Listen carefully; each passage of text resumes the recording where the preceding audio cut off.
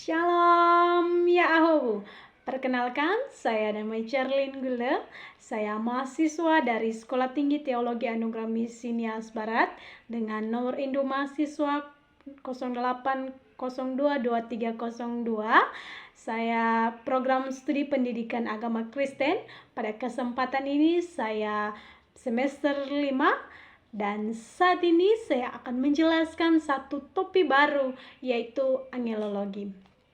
Perlu kita tahu definisi dari angelologi. Definisi dari angelologi ini terbagi ada dari secara etimologi, yaitu yang kata angelologi ini berasal dari dua kata istilah Yunani, yaitu angelos yang berarti utusan atau malaikat, dan kata yang kedua yaitu logos berarti ilmu pengetahuan.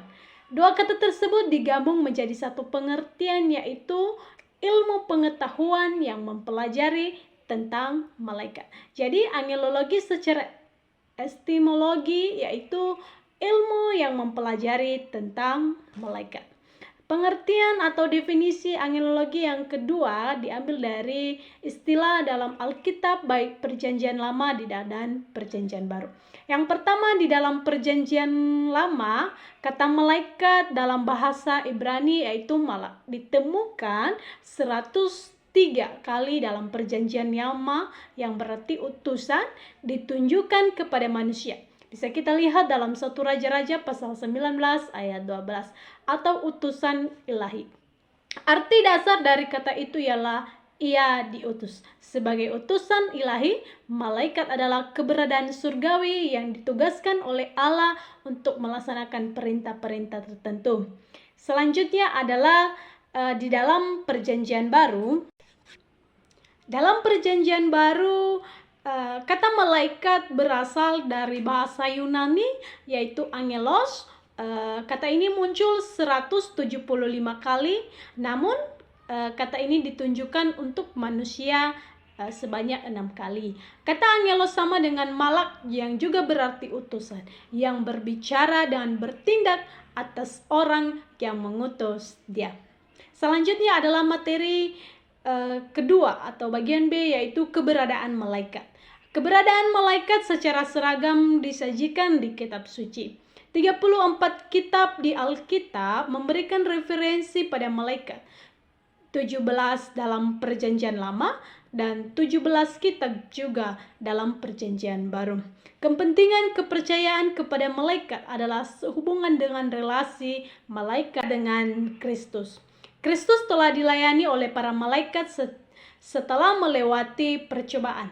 Dalam Matius pasal 4 ayat 11, ia menyebutkan tahap setelah kebangkitan dengan membandingkan pada malaikat. Ia mengajarkan bahwa para malaikat akan mengumpulkan kembali bangsa Israel pada saat kedatangannya yang kedua kali. Keberadaan para malaikat berkaitan dengan kredibilitas kesaksian Kristus. Selanjutnya adalah bagian C, asal mula malaikat. Di manakah asal mula malaikat? Kita dapat mengetahui kapan Allah menjadikan malaikat di dalam kitab Ayub pasal 38 ayat 7. Malaikat-malaikat disebut sebagai bintang fajar dan anak Allah. Malaikat dijadikan pada saat ia menciptakan langit dan bumi. Allah menciptakan malaikat pada saat ia menciptakan langit dan bumi. Dan mungkin sebelum dunia ini dijadikan. Dalam Kolose pasal 1 juga ayat 16 dikemukakan bahwa mereka itu diciptakan oleh anak Allah dan untuk dia. Malaikat-malaikat itu tidak sama dengan manusia. Mereka lebih berkuasa dan lebih berpengetahuan daripada manusia, yaitu manusia dalam keadaannya yang sekarang. Pekerjaan malaikat, Tuhan memberikan tugas kepada malaikat-malaikat yaitu untuk menolong melaksanakan kehendak Allah bagi orang-orang saleh dan juga orang-orang salah. Malaikat menolong dan memelihara orang saleh.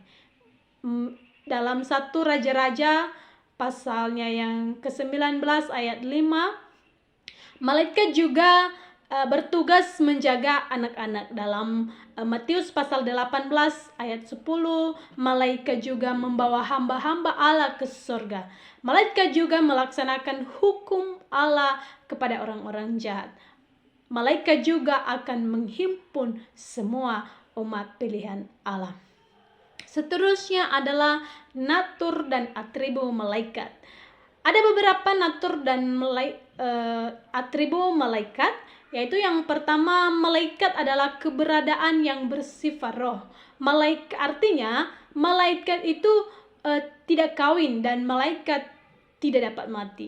Meskipun malaikat dapat menyatakan diri pada manusia dalam wujud tubuh manusia, bisa kita lihat di dalam Kejadian pasal 18 ayat 3, mereka tetap disebut roh. Hal itu menunjukkan bahwa mereka tidak memiliki tubuh seperti manusia seperti kita. Jadi mereka tidak berfungsi seperti manusia dalam kaitannya dengan perkawinan. Makanya tadi saya katakan bahwa malaikat itu tidak dapat kawin, bukan seperti manusia dapat kawin. Mereka juga tidak mati. Malaikat ini berbeda dengan manusia. Kalau manusia mati secara fisik, dan malaikat ini tidak akan mengalami kematian. Seterusnya adalah yang kedua, malaikat adalah makhluk ciptaan. Beda penciptaan antara malaikat dengan manusia. Pemazmur menyerukan agar semua alam semesta memuji Allah atas ciptaannya bersama dengan makhluk surgawi yang lainnya. Malaikat ini diciptakan oleh Allah dengan firman-Nya. Bisa kita lihat pada Mazmur 148 ayat 2-5. Ayub diingatkan bahwa para malaikat memuji Allah pada mereka diciptakan. Kristus menciptakan malaikat supaya mereka kemudian memuji Dia. Selanjutnya yang ketiga adalah malaikat diciptakan secara serentak dan tidak terhitung jumlahnya. Pernyataan tentang penciptaan di dalam Kolose pasal 1 ayat 16 menunjukkan pada penciptaan yang terjadi hanya satu kali saja. Tindakan penciptaan malaikat tidak berlangsung secara terus-menerus karena malaikat tidak mampu untuk beranak cucu. Bisa kita lihat dalam Matius pasal 20 ayat 22 ayat 20. Jumlah mereka tidak berubah. Jumlah mereka dalam penciptaan beribu-ribu. Artinya begini, malaikat berbeda dengan manusia. Berbeda dengan penciptaan. Kalau manusia dimulai dari Allah menciptakan Adam lalu Hawa, sedangkan malaikat ini diciptakan oleh Allah secara serentak dalam jumlah yang banyak. Dan kalau manusia bisa beranak cucu, sedangkan malaikat ini tidak memiliki atau tidak beranak cucu. Seterusnya yaitu keempat, malaikat memiliki utusan lebih tinggi daripada manusia. Para malaikat tidak tunduk pada keterbatasan manusia, khususnya karena mereka tidak dapat mati. Para malaikat lebih berhikmat daripada manusia. Ini bisa kita lihat dalam 2 Samuel pasal 14 ayat 20. Namun mereka tetap terbatas. Para malaikat lebih berkuasa daripada manusia. Namun kekuasaan mereka tetap terbatas. Namun malaikat ini memiliki keterbatasan dibandingkan dengan manusia. Secara khusus dalam hubungan masa depan, para malaikat diciptakan berdasarkan gambar Allah. Karena itu, mereka tidak memiliki akhir kemuliaan yang dimiliki manusia yang telah ditebus oleh Kristus. Pada akhir manusia yang telah ditebus akan ditinggikan di atas malaikat. Seterusnya adalah klasifikasi malaikat atau pengelompokan para malaikat. Yang pertama, para malaikat berperang sebagai penguasa pemerintahan. Dalam Efesus pasal 6 ayat 12 menunjukkan, yaitu yang pertama, tingkat daripada malaikat yang jatuh.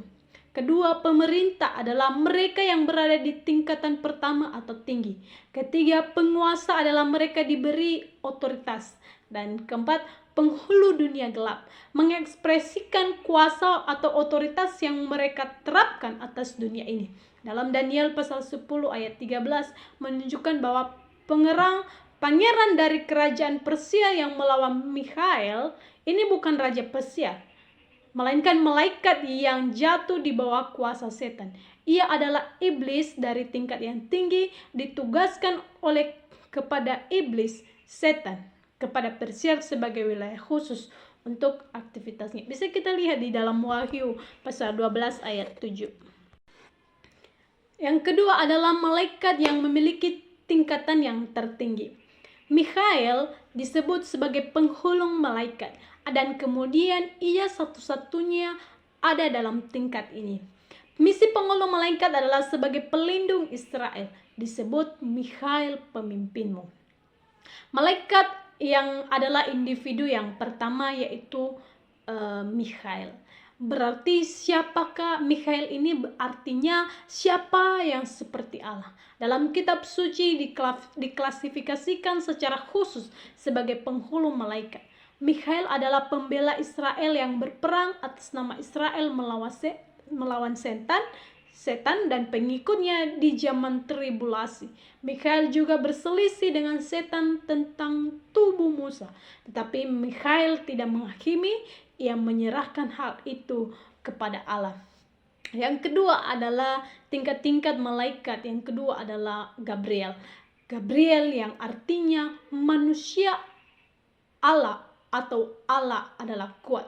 Gabriel kelihatannya utusan khusus Allah dari program kerajaan.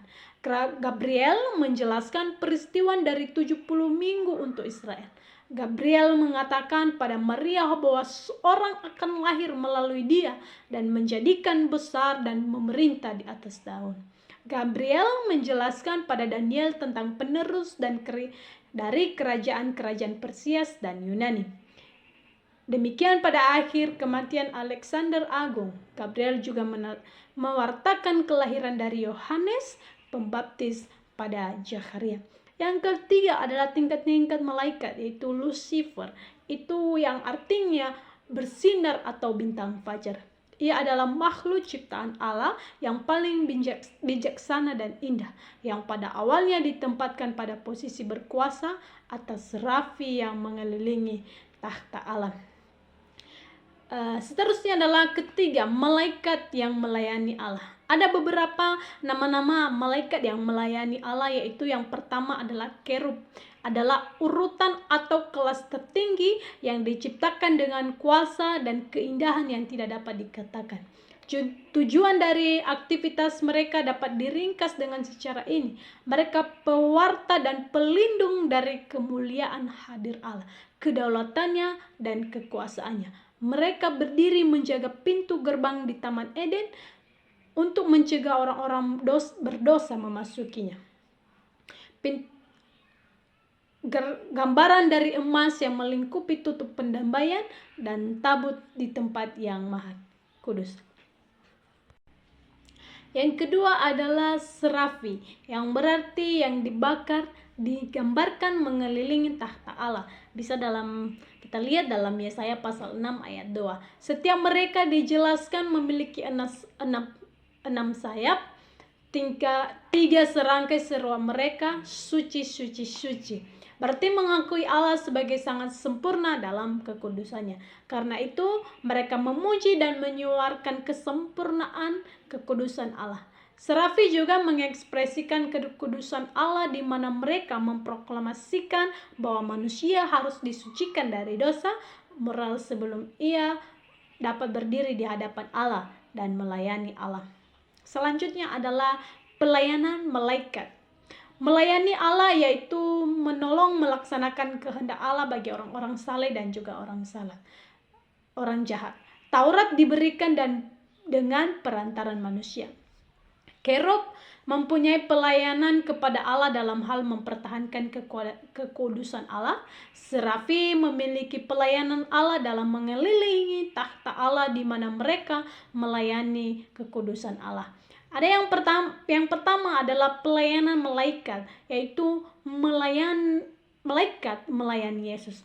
Para malaikat memiliki pelayanan yang signifikan pada Kristus sebelum kelahirannya sampai kedatangannya yang kedua.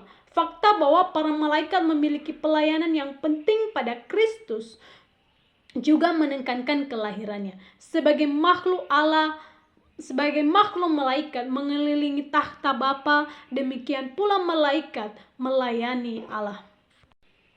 Yang kedua adalah para malaikat melindungi dia pada waktu masih kecil dari maksud jahat Herodes dan menyuruh Yusuf untuk lari ke Mesir supaya kematian Herodes. Ketiga, malaikat melayani dia setelah percobaan. Keempat, malaikat menguatkan dia di Getsemani. Kelima, malaikat mewartakan kebangkitannya. Bisa kita lihat pada Lukas pasal 24 ayat 4-7. Para malaikat mengundang para wanita untuk masuk ke kuburan yang kosong untuk melihat kain pembalut yang kosong, sehingga mereka bisa yakin akan kebangkitan dan mewartakan pada dunia. Dan yang terakhir adalah bagaimana pelayanan malaikat kepada Yesus. Para malaikat hadir pada saat kenaikan Yesus Kristus. Seterusnya adalah pelayanan malaikat. Yang kedua adalah malaikat melayani orang percaya. Para malaikat diistilahkan sebagai roh-roh yang melayani. Istilah di dalam kitab Ibrani pasal 1 ayat 14, istilah Ibrani untuk melayani adalah liturgika. Tidak meliputi ide perbudakan, tetapi suatu fungsi jabatan. Mereka telah ditegaskan oleh Allah dan diutus oleh Allah dan bertanggung jawab untuk menolong orang-orang percaya. Tanggung jawab seterusnya dilaksanakan dalam pelayanan para malaikat terhadap orang percaya. Ada beberapa pelayanan malaikat. Malaikat melayani orang percaya, yaitu yang pertama, proteksi dalam hal fiksi. Malaikat melayani orang percaya yaitu dengan melindungi secara fisik. Dalam contohnya dalam kitab bagaimana malaikat melayani orang percaya secara fisik, kita bisa lihat pada daun diproteksi dalam hal fisik oleh malaikat pada waktu ia dipaksa untuk lari ke Filisti. Para malaikat menggagalkan rencana dari musuh-musuh umat Allah. Para malaikat melayani orang-orang yang berlindung pada Allah dari kecelakaan secara fisik. Kedua juga, selain proteksi dalam hal fisik, para malaikat juga pemelihara secara fisik. Malaikat membawa makanan bagi Elia pada waktu ia lemah dari perjalanan. Yang ketiga adalah dorongan. Selama badai di laut, malaikat mendorong Paulus, mengingatkan dia bahwa ia akan tiba dengan selamat di Roma dan bersaksi bagi Kristus. Keempat adalah petunjuk. Malaikat juga memimpin orang percaya seperti di dalam cerita firman Tuhan. Malaikat memimpin Filipus untuk bersaksi pada sidang-sidang dari Ethiopia. Malaikat mengatur Cornelius dan Petrus membawa orang non-Yahudi pada pemerintah dalam komunitas orang percaya.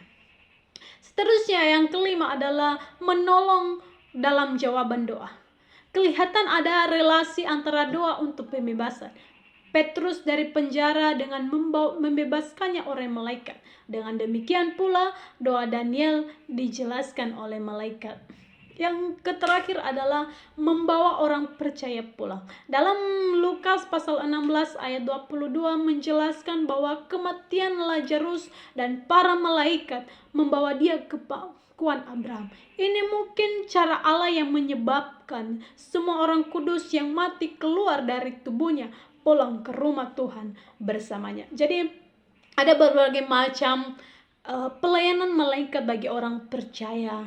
Ia melindungi secara fisik, ia memelihara secara fisik, ia mendorong orang percaya, ia memberi petunjuk, bahkan ia menolong dalam jawaban doa, dan ia membawa orang percaya pulang ke pangkuan Bapa.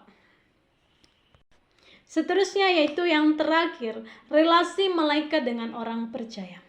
Para malaikat telah dan akan terus terlibat dalam penerapan penghakiman atas orang percaya. Para malaikat mewartakan kedatangan penghancuran Sodom karena dosa mereka. Di dalam cerita Alkitab dalam Kejadian pasal 19 ayat 12 sampai 13. Sebelum puncak jawab penghakiman, malaikat akan mewartakan penghancuran dari kuasa dunia bersama dengan mereka yang menyembah buas itu. Para malaikat terlihat menghakimi orang Yerusalem karena penyembah berhala. Malaikat memukul Herodes Agripa satu karena ia menghujat sehingga ia mati. Para malaikat juga alat dalam penghakiman pada akhir zaman, di mana mereka melemparkan orang-orang yang tidak percaya pada perapian yang menyala-nyala. Para malaikat meniup terompet penghakiman selama tribulasi. Para malaikat akan mencurahkan cawang penghakiman atas bumi. Jadi para malaikat ini tidak hanya bertugas kepada Allah, dan ia juga memiliki tugas bagaimana ia menolong orang percaya, dan terlebih juga ia memiliki relasi hubungan malaikat dengan orang-orang yang tidak percaya. Jadi demikian materi tentang angelologi pada kesempatan ini. Demikian saja materinya. Biarlah materi ini boleh menjadi bekal kita di masa depan yang akan datang. Terima kasih. Saya akan menutup video ini. Sampai jumpa di lain waktu. Shalom.